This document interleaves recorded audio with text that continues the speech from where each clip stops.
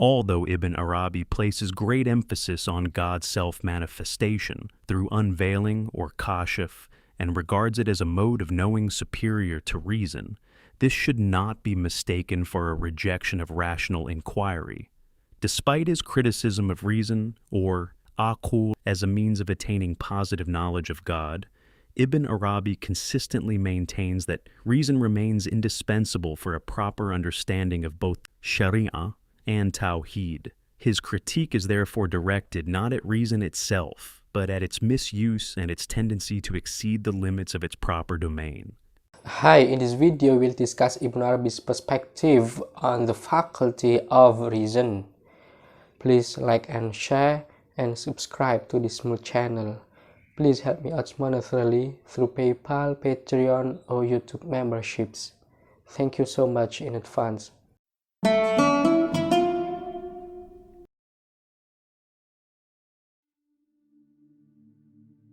For Ibn Arabi, reason fulfills both direct and indirect epistemological functions. Before examining its role in the acquisition of knowledge, it is important to consider its indirect role in shaping ethical and moral conduct. Reason serves as a guide that keeps human beings firmly upon the path leading to spiritual perfection, namely the path of sharia. This function becomes clear when one considers that the opposite of reason is often identified with shahwa, passion or desire, particularly desires directed toward objects or actions not sanctioned by divine law. According to Ibn Arabi, God created the rational faculty and placed it within the human soul precisely to counterbalance the influence of uncontrolled desire. When desires seek to divert a person from the course prescribed by the lawgiver, reason acts as a restraining and corrective force. Its task is not to suppress all desire, but to ensure that desire remains properly ordered and aligned with the divine will. For this reason, Ibn Arabi insists that human beings should never allow their rational faculty to be dominated by desire and caprice. Such domination not only leads individuals away from Sharia, but also undermines one of the defining characteristics of human existence. The ability to govern desire through reason is what distinguishes human beings from animals. While desire may be powerful, Ibn Arabi argues that the human being possesses something stronger still: the capacity to exercise rational control over them. Through this mastery, reason manifests its true authority and fulfills the purpose for which it was created. Reason, therefore, plays an essential role in the cultivation of moral and ethical life, since the Sharia provides the normative standard by which conduct is evaluated. Faithful adherence to it requires the proper functioning of the rational faculty. Yet for Ibn Arabi, morality is inseparable from knowledge. He famously maintains that genuine knowledge necessarily demands practice, asserting that knowledge without action is not truly knowledge, even if it appears so in form. This intimate connection between knowledge or ilm and action or amal is fundamental to Ibn Arabi's thought and reflects a broader principle within the Islamic ethical tradition. Knowledge that does not transform conduct remains incomplete, while action without understanding lacks proper direction. In this sense, reason performs an indirect epistemological function. It enables the ethical discipline and commitment to the sharia that make authentic knowledge possible. Such commitment requires the continual triumph of reason over illegitimate desire. Having established this ethical dimension, we may now turn to reason's more direct role in the acquisition of knowledge.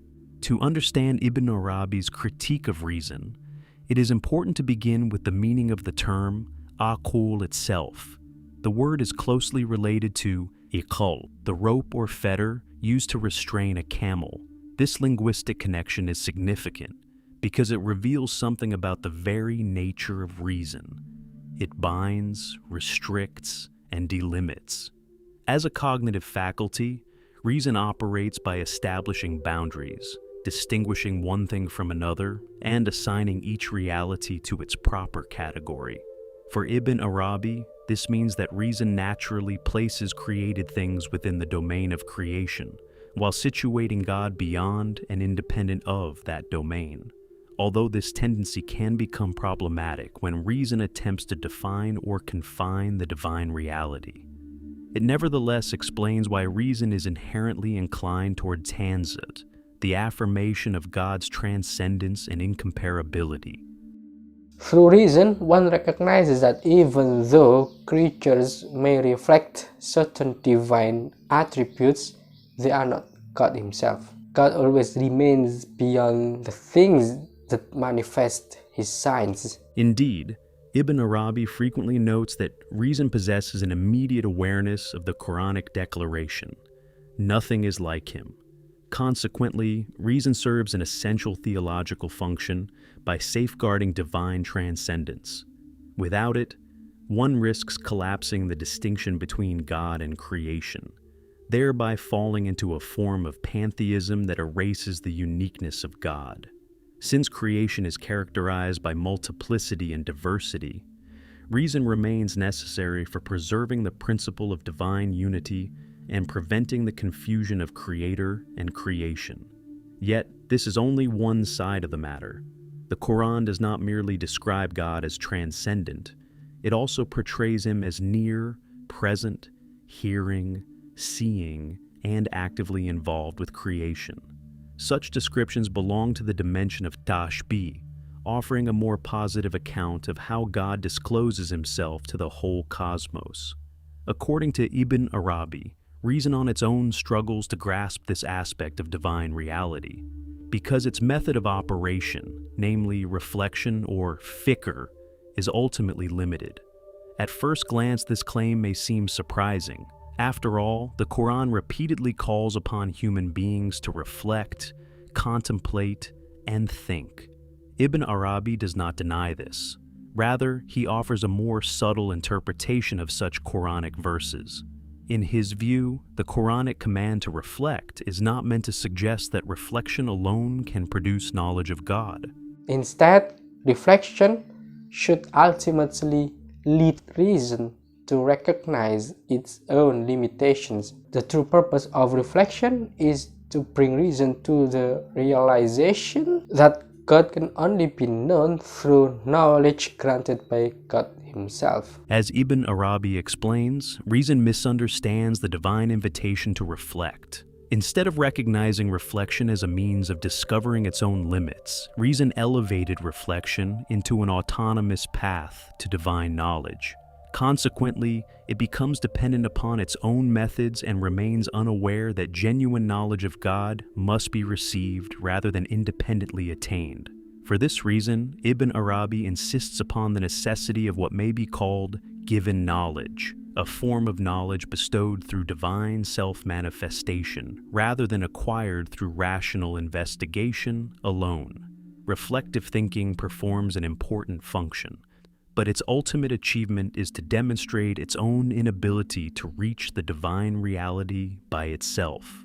In this sense, reason succeeds precisely when it recognizes where its competence ends. The knowledge produced by reason is therefore largely negative in character. Through analysis and negation, reason can establish what God is not. God is not material, not temporal, not limited, and not comparable to created beings. This approach, often described as via negativa, effectively protects divine transcendence.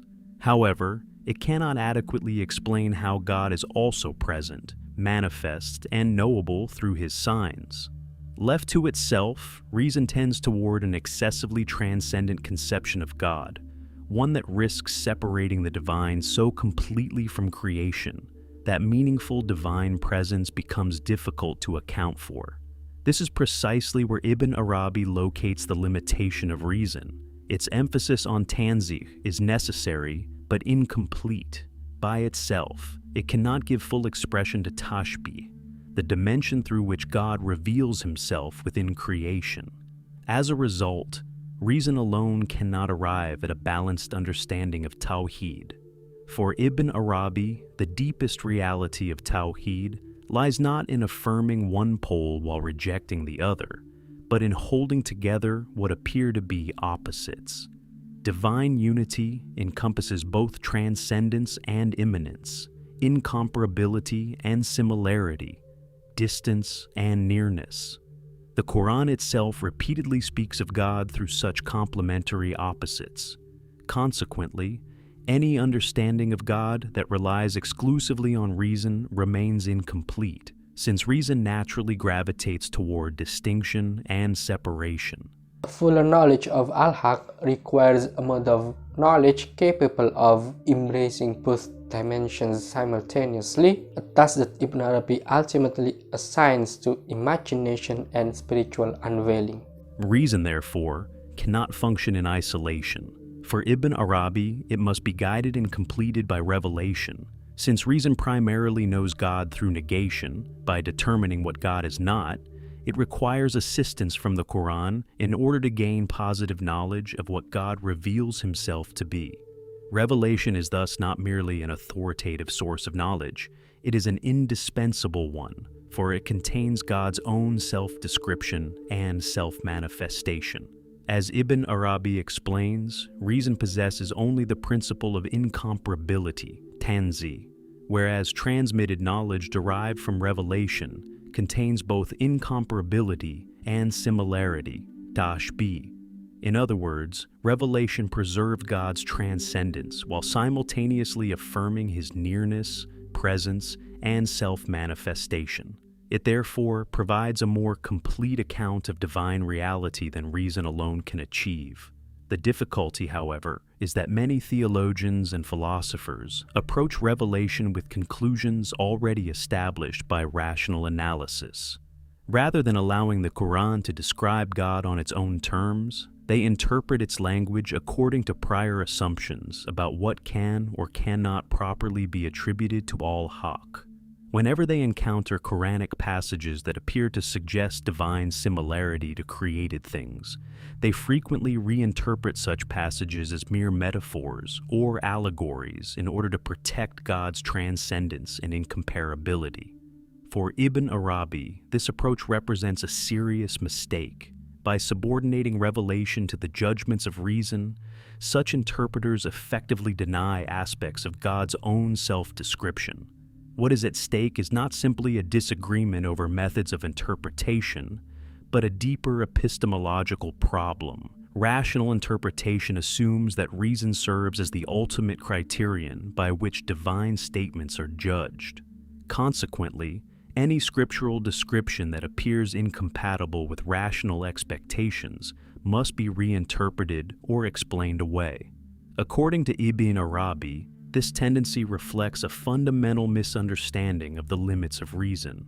Theologians and philosophers who deny or minimize the dimension of tashbih attempt to understand God exclusively through rational analysis. Yet reason, by its very nature, operates through distinction, separation, and negation. It can affirm that God is unlike creation, but it struggles to comprehend how God may also disclose himself through creation without ceasing to be transcendent. Because reason cannot easily reconcile apparent opposites, it remains confined to only one side of the Quranic vision of God. The problem extends beyond the question of whether one epistemological method should be preferred over another. For Ibn Arabi, an exclusive reliance on reason ultimately threatens the integrity of revelation itself. If reason is established as the final judge of what may or may not be attributed to God, then any Quranic statement that appears irrational must be rejected, reinterpreted, or stripped of its apparent meaning. In effect, reason becomes superior to revelation rather than being guided by it. This concern becomes especially evident in relation to Quranic descriptions of God that attribute to him actions or qualities such as coming, descending, sitting, rejoicing, laughing, or possessing a hand or a foot. At the same time, the Quran unequivocally declares that nothing is like him. For Ibn Arabi, both types of statements must be affirmed because both originate from revelation. The apparent tension between them is not evidence of contradiction, but an indication that divine reality exceeds the categories through which reason ordinarily operates.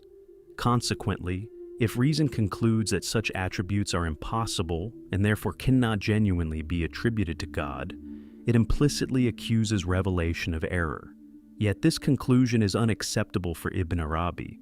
Since God himself has chosen to describe himself through both incomparability and similarity, the task is not to eliminate one side in favor of the other, but to recognize that divine reality encompasses both. The inability to reconcile these seemingly opposing descriptions reveals not a defect in revelation, but a limitation within reason itself. For this reason, Ibn Arabi argues that reason must ultimately acknowledge its own boundaries and receive guidance from revelation. Only then can one move beyond a purely negative understanding of God and arrive at a more complete vision of Tawhid, one that embraces both tanzih and tashbih as complementary dimensions of al-Haq. For Ibn Arabi, the central problem with reason is not that it exists or even that it affirms divine transcendence. Rather, the problem arises when reason exceeds its proper limits and assumes for itself the role of the ultimate judge of truth. Reason possesses a legitimate domain of operation, but it becomes problematic when it ventures beyond that domain and attempts to determine the full nature of reality on its own terms. According to Ibn Arabi, human reason, unless illuminated by divine inspiration, is capable of grasping only a very small portion of reality. Its tendency is to organize, categorize, and delimit whatever it encounters. In this sense, reason functions much like the root meaning of aqu, it binds and restricts. While this capacity is valuable for navigating the created world, it can become a veil when reason mistakes its own conceptual framework for reality itself. Instead of opening the way to a fuller understanding of al-Haq, it risks confining both reality and the thinker within the limits of rational categories. This limitation becomes particularly evident when reason approaches revelation. Because reason is naturally oriented toward tanzih, it readily distinguishes God from creation and affirms his transcendence. In itself, this is not an error. Indeed, Ibn Arabi considers such a function necessary and indispensable. The difficulty emerges when reason moves beyond affirming what God is not, and begins defining what God can or cannot be. At that point, reason effectively imposes limits upon al-Haq, thereby undermining the very incomparability it seeks to defend. The paradox is significant. Reason insists that God transcends all human categories, yet when it declares certain revealed descriptions of God to be impossible, it implicitly claims to know the boundaries of divine reality. In doing so, it transforms transcendence into a new form of limitation. Since reason's knowledge of God is fundamentally negative, Ibn Arabi argues that it should remain within that sphere. It may affirm that God is unlike created things, but it cannot reliably determine the full extent of what God is. For this reason, Ibn Arabi maintains that the conclusions of reason concerning the reality of God cannot be regarded as fully sufficient. Reason has a proper range, and wisdom lies in recognizing where that range ends. Its role is not to be abandoned altogether, but neither should it be granted absolute authority over matters that exceed its competence. This point is crucial because Ibn Arabi's criticism of reason is often misunderstood as anti-rationalism. In reality, he repeatedly affirms the necessity of reason for preserving tanzih and for distinguishing the creator from creation. What he rejects is the tendency to employ reason in matters where its own mode of operation proves inadequate. Reason can defend transcendence, but it cannot adequately account for tashbih, that is, the Quranic affirmation that God discloses himself through attributes, signs, and forms that make him knowable to creation. Once again, reason's guiding light naturally leads it toward tanzih. Left entirely to itself, It will always resist the possibility that God can be similar to anything and will therefore reject tashbih. Yet for Ibn Arabi, such a rejection creates a serious theological problem, since the Quran itself affirms both transcendence and similarity.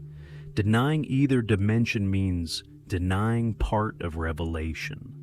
The solution is not to discard reason, but to complement it with another faculty capable of perceiving what reason cannot.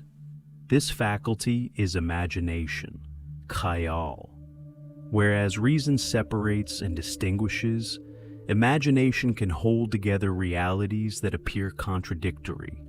It allows one to affirm both God's incomparability and similarity, both transcendence and nearness.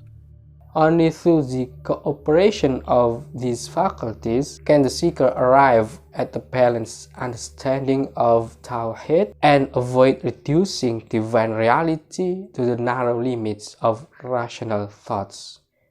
Thank you so much for watching. My special thanks go to Sean Wang for his generosity. See you next time.